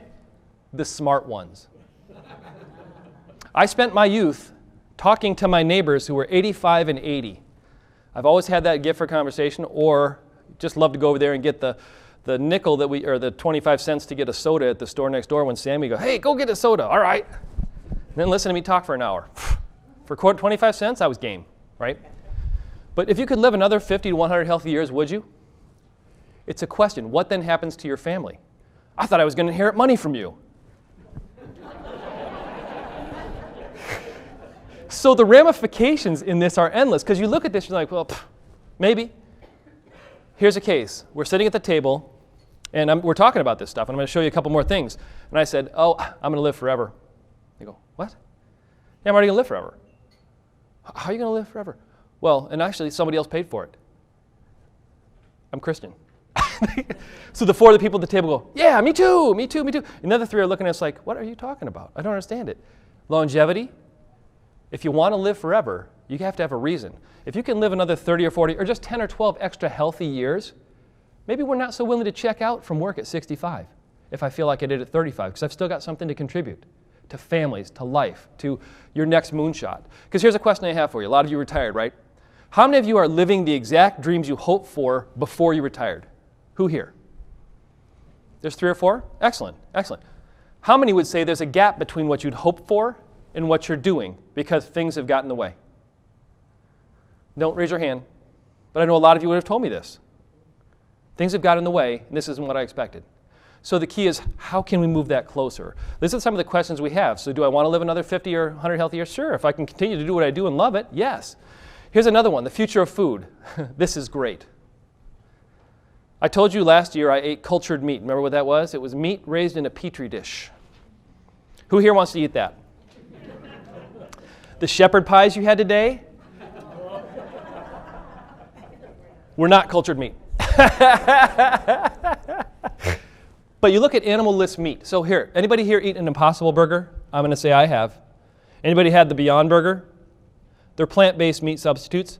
They have the exact same health effects as meat, but they're not meat. So if you're vegetarian, you can eat them, right? I had a Whopper just to test it out and taste it. I hadn't had one in forever. I couldn't tell the difference. It was unbelievable. But they do that on purpose. The reason they're looking at cultured meat is because the world cannot operate with as many animals as you need to feed everybody in the world meat. So anybody here find anything ethical that we kill 9 billion animals a year to eat? So what they're saying, if you take this and culture the perfect cells from an animal, they believe, and there's tons of money going into this, that you can simply culture the very best meat possible that's nutritionally great for you, nutritionally dense, chicken, tuna, whatever it is you like, to be exactly what you want, and bring the cost down well below that of raising an animal, because you don't have to feed them for 3 or 4 or 5 years before you consume them. So looking at this, you can now bring the best nutrition to the inner city at a proper cost, which isn't huge. So that's massive. Cultured meat, the treatment of animals is another one. So I was just in California. You know what their biggest concern was? Treatment of animals. Anybody here know people in California? It was huge there. Yeah, and then we don't have to treat animals that way. I'm like, okay, fair enough. But what if animals, think about this. What do animals do when the hay goes through them and the water goes through them? What happens? Anybody ever work on a farm? I did. It doesn't smell good, does it? But that's called fertilizer. What if we don't have fertilizer? We don't need to grow crops because we don't need to feed them. What happens to farmers and farmland? We don't need to grow crops to feed animals because we're simply culturing the meat. We use 100 times less water. Well, cows tend to drink it, but they also pee it out, right? And then they pee it out as something that grows flowers. So you've got to look at the effects of some of this stuff as well and say, I know what we're trying to solve here, this is cool, but it's going to have unintended effects, kind of like the toads my daughter was talking about in Australia, the cane toads. They're taking over. She told us last night. We're going, how do you know this? She's 11 years old. Well, they came in for this reason, and we're like, huh. They're trying to eat bugs. So the future of food. Anybody find this kind of an amazing thing? By the way, I can keep going with this stuff. This is just meat. Future of food is crazy. Exponential medicine. Longevity, de-aging. Anybody have an interest in de-aging, reversing your own physical age? Anybody have an interest in that? 7 people? Good. We'll talk about that later. Here's one that will hit home with a lot of us. Alzheimer's and dementia reversal. Okay, I'm going to show you a couple stats on that. Knee cartilage. Anybody here got some creaky knees? Okay, how about in a year and a half, having an injection that in 6 to 12 months will grow 1 to 2 millimeters of your own cartilage back in your knee? Anybody interested in that? There are switches inside the body. Your body knows what it is like to be young. It's just hidden. You guys ever used to play a record? You guys know albums? Plastic albums, right? You know they have music on both sides? That was for my wife, because one time I flipped one over and go, there's stuff on both sides. I don't know what I was saying, but it seemed like I wasn't real bright at the time. But as you go through, when you put a needle on that record, what happens to the grooves eventually? They start to kind of go away, right? And then you hear it scratch, you don't hear all the music. That's what happens with our human body. As we age, the genes that we have start to kind of wear a bit away, and they don't have the perfect replication. Then we age. We get saggy skin, we get all the stuff that we get, right? And start to lose our memory a bit and this, that. So part of it's environment, part of it's this. Here's what's really interesting as we go through some of these things. Here's something you can do now to actually begin to de-age yourself. There's a couple of books, and I'll tell you who they're from. We'll give you more detail on the website. But when you look at these kind of things, what can I do now that can keep me at least where I am? Because they believe if you can live another year, there's a high chance that per year you live, you'll actually be able to de-age yourself and live a year to year and a half longer. The technology is there.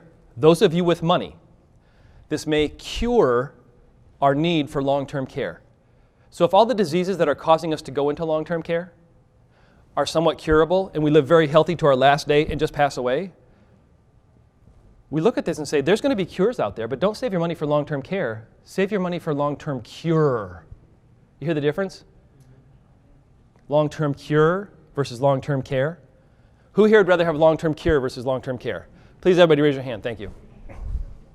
You showed me you weren't asleep. So this is from one of the top, there's a book that's come out right now, phenomenal. This gentleman was there. He told us, here's 6 things you can do today. I gave you this with Jeff Gladden. Eat less. Feel a little bit hungry most of the time. This helps with longevity. There's senescent cells. There's things that this does to your body. When you eat all the time, your body has some issues with that. So try to eat less often and fast for 1 to 3 days. Anybody here tried to fast before? I know Zach has. I have as well. It's not fun, is it? But guess what? Once you get past lunch, you get past dinner, it's like, I can probably do this 2 or 3 days. It's super good for your body. The body test the body with temperature shifts. Anybody here ever been in an ice bath? That's uncomfortable. Yes? Yeah. I've been in cryotherapy, I've been in an ice bath. It shocks the system. Also, there's gentlemen who can sit in saunas at 220 degrees Fahrenheit, and then they jump in the water, and guess what it's doing? It's a system, I won't bring up the name right now, but it's a system which means if it doesn't kill you, it makes you stronger. I saw the video of this going, that's just crazy. You guys are like dying in there for 20 minutes, and then they jump in this ice bath. It's not fun. I used to put my foot in ice baths in college when I was like spraining my ankle, and I thought that was horrible. You know, this is crazy. This is the whole body. But they're finding ways that this helps. Olive oil has the same effect as resveratrol. There's a backup copy of you being young in your body. The question is, how many times can we reset it? So if there's a backup copy that we can reset ourselves to, which is what another one of the physicians is doing right now in his company. These are huge drug companies. They're going through 2nd and 3rd stage. When are these available? How about this? Anybody have baldness or wrinkles they'd like to potentially get rid of? Samumed, the company I'm talking about, within 1 to 2 years has drugs coming out for both. They're small molecule drugs, so they don't have big side effects. It's a crazy difference. I'm like, when did this holy grail happen? It's a private company. You can't buy the company. We've looked into it. But Osman, when he comes up, he's wearing a sweatshirt and a T-shirt. 3 years ago when he came up, he knew this was coming. He wore a sweatshirt, T-shirt, and sneakers. Everybody else is dressed up like really fancy. And first thing he said when the 3 of them were on stage, he goes, you can tell who's trying to get funding. This guy's dressed up really nice, and the guy's, I don't care. I got the money. We got the solutions, right? Autonomous vehicles here. You've heard of them. I showed you a few of these. Ken showed us that as well. Very interestingly. Let me bring up we won't go heavily into them, but let me ask this question. So I saw right now in Mumbai to Pune in India, they're purchased and they're starting in 2021 to do the Hyperloop. They're also doing it between, I think, Maryland, between Washington, D.C. and maybe Philadelphia. Also, Missouri has put out money to have this as well, from St. Louis to Kansas City. So let me ask a question. Why is that important? Because here's what's really interesting. With EVTOLs, you should be able to fly anywhere, no matter what the traffic is. So this is what Ken was showing before. What if, no matter what the traffic is, from 40 miles out, you can get downtown in 10 minutes? No such thing as a traffic jam. What do you do? How does that operate? We had a great conversation last night when I said, hey, listen, this is what they're attempting to do. Pittsburgh, St. Louis, and Chicago, all 30 minutes from each other. You can have lunch in Pittsburgh from Chicago and be back by noon, or by 1 o'clock, 1:30, for $30. Let me ask a question. We had a conversation last night at our dinner table, and I brought this up, and it was, the first thing was, oh my gosh, how cool would that be to visit our family in Iowa on an instant basis, to go have Sunday lunch with Grandpa and Grandma, to be able to go here. I mean, you start looking at the possibilities of what this has. So here's a case where I think this could be phenomenal. By the way, the first robot you'll probably trust your life with is an autonomous car. They brought this up as well. Who here will trust an autonomous car? 7, good. 8. Has anybody done it yet? I have. It's freaky. The first time you don't put your foot on the brakes and it stops for you, that's the hardest thing you've ever done in your life. It's like if a ball's coming at your face and it's not going to hit you, there's no way you can't do this, right? It's the same thing. My foot's over the brake. I'm hovering, going, oh, it's not going to. Oh my gosh, it stopped. Is that going to do it? And then my question, is that going to do it every time? So again, here's the second thing. What happens if we have autonomous vehicles where there's no accidents? 23,000 human donors are no longer available on a daily basis for people who need transplants. Why is Martine Rothblatt doing what she's doing? Not directly because of that, but she sees what's coming. You see how where these things start to collide is where it becomes really interesting, because one causal effect has another. The second thing is they can 3D print parts of this capsule. I'm going to show you just in a bit. It's absolutely nuts. So when you look at self-driving cars combined with tubes, combined with EVTOLs, so they expect the cost of flying in an Uber. Right now it costs maybe $20 to get across Los Angeles. This to be about $10, maybe $8. That's their goal. So it doesn't matter. You just say, I want to get from here to there. It may choose a scooter, it may choose a car, it may choose the EVT, and you go to the airport, and when you get there, your car takes you to your final destination. You can hop on a scooter. Okay, so they've got it all kind of planned out together. Who thinks this will change your family's life? I do. The downside of this is, anybody here had a great conversation with their kids in a car? Some of the biggest life lessons that I have with my kids are in a car on the way to something. If I can throw my kids in the car and they go off and I'm not in the car with them, what happens to the human connection again? Or if I can get in the car, not drive, and I can be with them. 100%. Now here's a question. You're in a 2-hour car ride without driving. What do you do? It's like happy hour, right? And for all of you, happy hour is a nap. Except for Carrie. But you look at that, right? This changes the way it works. So Uber Elevate is really a big part of what's going on. There's 6 or 7 people who already have the prototypes. They had them there to show us. It's amazing to see the prototypes of what's going on. 6 companies. Boeing, Embraer, Hyundai, Joby, Corinne. All these companies have taken, like Sikorsky helicopters, took helicopter out of its name because they're now EVTOLs. They're getting rid of a single blade to put 5 blades on there. Because when a single blade fails, you saw what happened 3 days ago, right? There's one point, and there's no recovery, okay? So what's really cool about this results in flying cars. It decreases the time wasted. You can live basically wherever you want. So what does that do to real estate? What about those farm fields you'd love to live in, but it's too far away to commute to? What if from Michigan you could get here in 20 minutes? Get across the lake. You don't have to do that, that boat. You'd have to go through Chicago. 20 minutes, you're here. Where do people live? Where do they vacation? So does a place up north become better if I can get up north, 4.5-hour drive, in 20 minutes? What happens to the value of land up north? Because it's freaking beautiful. Pardon my French. It's beautiful up there, okay? So you look at this. Is there a new third space we live? Flying cars, where will you live and work? Buying back time, shifting of real estate, Hyperloop, where will you live and what will the change? How do we build cities around this new technology? Because they can put the Hyperloop right down the median of every interstate. We don't need new real estate. It's crazy. They cost less than building an Amtrak. So it's pretty cool when you start to see these coming in. 3D printing. This is one that's used to be called, everybody remember the name of this? A client and I were just talking about this. Tom and I were talking about, one of the things I'm going to buy because it's come down in price at the house is a 3D printer. Whoever thought about that as a kid? I can print stuff in my house that I can use. I want a spoon. I'll make it. I'll print it. I'll use it. It's got my name on it. Why? Because I designed it. That's not your spoon, that's mine. How do you know? It has my name on it. It says, Chris, do not use. We need these for chargers at our house. I'm not sure if your kids take your chargers, but ours do. How about, I don't have a charger, print your own. And yes, you can print metal. Okay? It costs a little more, but you can. So Peter Diamantes and I ordered a pair of these shoes as well. The shoe lattice underneath it is 3D printed for optimal cushion and optimal recovery. This entire shoe is 3D printed. When you start looking at this here, this is like an exoskeleton. Also, they're printing limbs perfectly for people who have been born without them. And then they've got bioconnectors in their mind.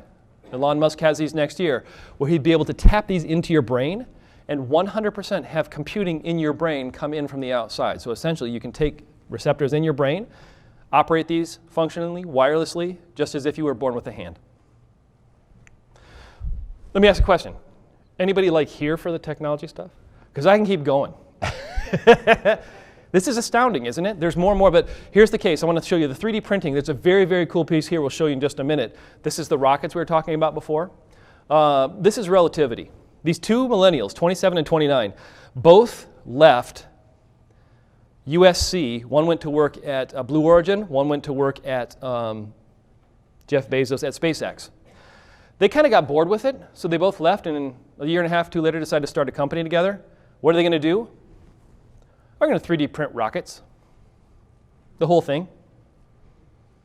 So, for instance, these kids took this part here. Essentially used to be 2,700 different parts you had to put together.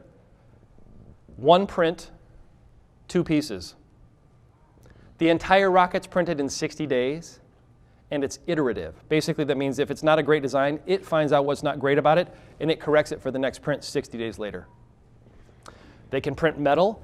There wasn't basically a printer that could print metal that big. Guess what they did? Well, let's make one. Because they learned to do it in their robotics, in their space course, in their space club at USC. Apparently USC has a space club.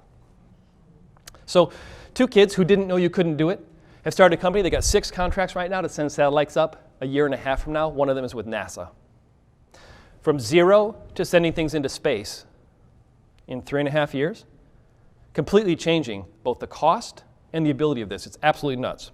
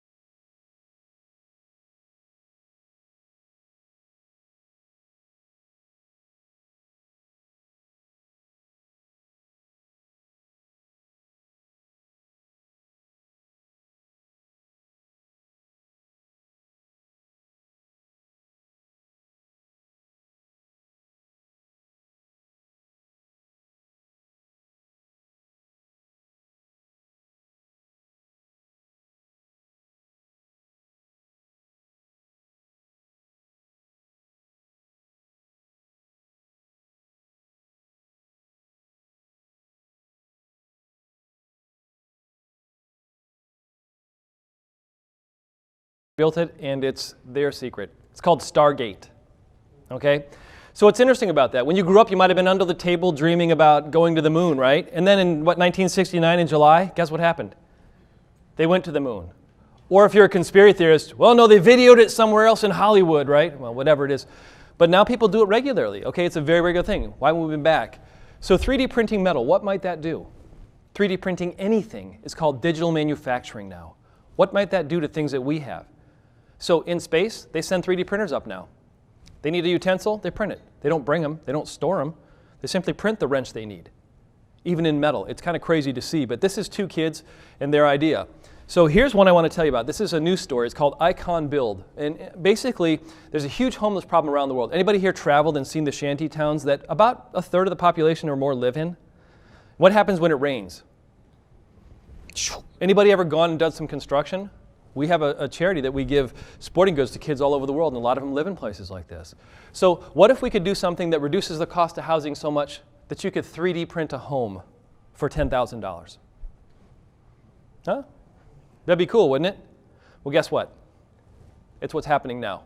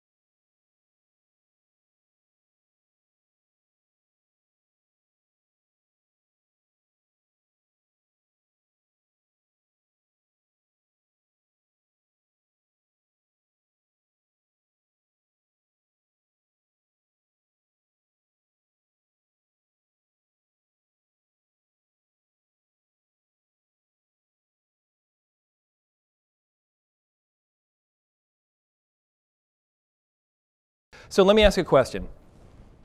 Who here thinks it's important that at least somebody attend Abundance 360 to see what's happening for them now? So to me, these are the things that are going to be affecting us and our families. They may not be affecting us right now. I think as some of my clients have said, well, how does this really make a difference to me? The fundamental basis for what a company is, what it does, who it does it for, and who it's going to affect is changing. Your family, the experiences you want, and what's important to you is not. If you can list your 4 commitments, here's the 4 things that are most important to me, and those will be enhanced by this, great. The thing is, we got to watch out because quantum computing allows anybody in the world, any code you could think of within 10 seconds, it could completely be decoded. What happens to security when nothing you have can be protected? That's the opposite side of this. So as a steward and as a guide for us, when we come back, we all talk about this. The whole team, we go through it.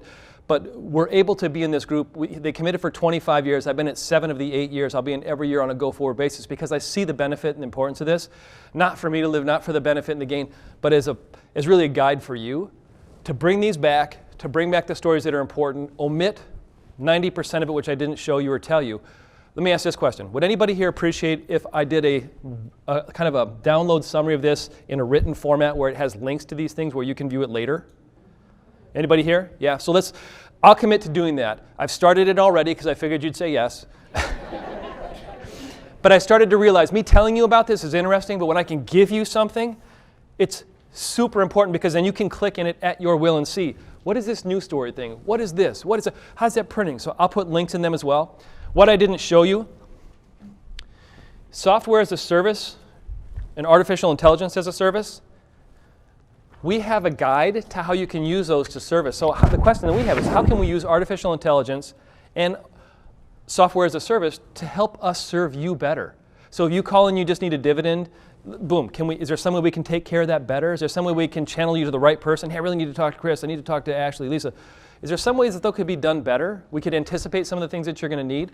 There's a book that's about 4 times this, full of 700,000 potential applications for how we can better society with software and artificial intelligence as a service that already exists.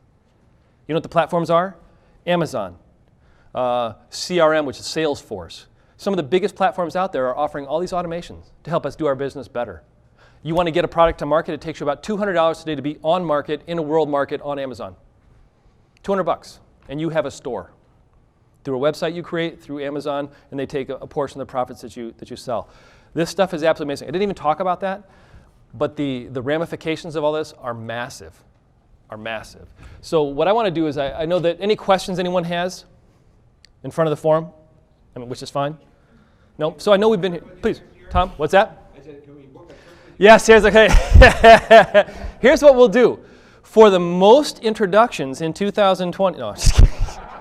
That's so how all financial advisors work. No, I think a cool thing would be, we do have a live feed available since I'm in the program and been there. What we could do is if anybody's been to the new office, you see the big screen there and the couches that we have. If you'll promise not to fall asleep for more than an hour in the couches, we'll live stream it there, and I think people could see the conference and see the questions and the things that come up. But it is 3 days. So 3 days of information trying to bring to you in 45 minutes to an hour and a half is true. So yes, we can definitely do that in some form. And I'll also summarize it as well. Thanks, Tom. It's a great question. You want to give Tom $100,000, Ashley? I know he likes candy. You got $100,000 for him? Here, right here. Thanks. Any other questions?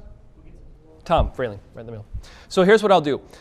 We're going to remain around for any questions. It's been a long time. Next time before we start the program, right after you eat, we're going to have a bathroom break. So you can go have a bathroom break and then come back. But thank you for your attention. Most importantly, thank you for your trust in us. Hopefully this is showing you some of what we're doing to look out for you in the future, because really that's what we're here for. It's your greatness we're the guides for, helping you lift it up.